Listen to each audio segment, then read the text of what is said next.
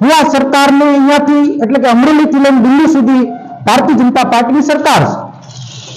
તમારા મીડિયા મારફત અત્યારે ચૂંટાયેલા ધારાસભ્યો, ભારતીય જનતા પાર્ટીના આગેવાનો આ નદીની મુલાકાત લઈ એક બાજુ કાયદા કડક બનાવે છે અને બીજી બાજુ પોલમ પોલ ચાલે છે. ખનન બેફામથી ગંભીર મુદ્દે જે ખેડૂતોને ઉપસ્થિત કર્યો છે કે 9 કિલોમીટરની અંદર ઇકો સેન્સિટિવ ઝોનમાં આવતા વિસ્તારના ખેડૂતોને ખેતરે જવું કે ના જવું, જાય તો કામ કરવું કે ના કરવું, આવા પરિપત્રની અંદર એને પ્રશ્નાર્થ ઉભા કર્યા છે. સવાલ નંબર 1 કે ખેડૂતના દીકરાને બોરિંગ ના કરી શકાય, કુવા ના ગાળી શકાય, ખેડૂતના દીકરાને અવાજ ના કરી શકાય.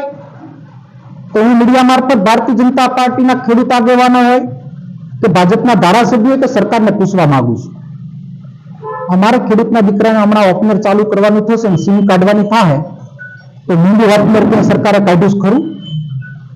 અમારા ખેડૂતના દીકરાને કૂવો ગાળ્યો હોય તો બ્લાસ્ટિંગ કરવું પડે અને પાણી નીકળે તો સિંચાઈ થાય, તો વિધાઉટ પાણી વગર ખેતી થશે ખરી? બીજો સમાવેશ એવો કર્યો કે એક પણ ઝાડનું કટિંગ ખેતીમાં નહીં કરી શકાય. જંગલ વિસ્તારની અંદર આવતા જમીનો ઉપર અડબાવ ઝાડ હોય, કારણ કે આ ખેડૂતની સરકાર નથી, એને ખબર ના હોય, એને ખ્યાલ ન હોય કે ખેતીમાં કયા કયા તકલીફ આવતી હોય.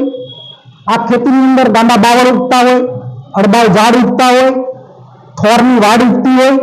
આને કાઢવા માટે શું અમારે ગાંધીનગર પરમિશન લેવા જવાની, અમારે કેન્દ્રમાં પરમિશન લેવા જવાની, અમારે જુનાગઢ પરમિશન લેવા જવાની? અમારા ખેડૂતના દીકરાને અમે બેન અમારા 2 હતા, તો તમારી સરકાર માટે વન ખાતા માટે અમારે 3જું બાળક પેદા કરવું પડશે?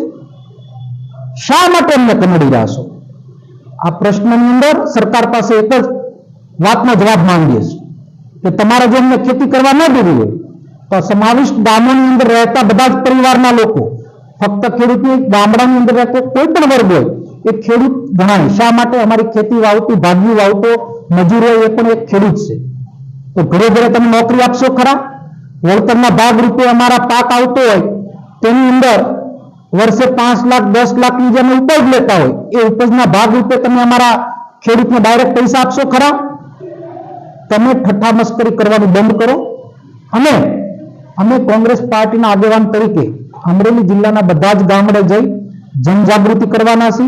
એની શરૂઆત 9 તારીખે શક્તિસિંહના નેતૃત્વમાં ધારી મુકામેથી થશે અને આવનાર દિવસોમાં આ સરકાર સામે જે લડાઈ લડવી પડશે એની માનસિક તૈયારી સાથે અમે આગળ વધી રહ્યા છીએ.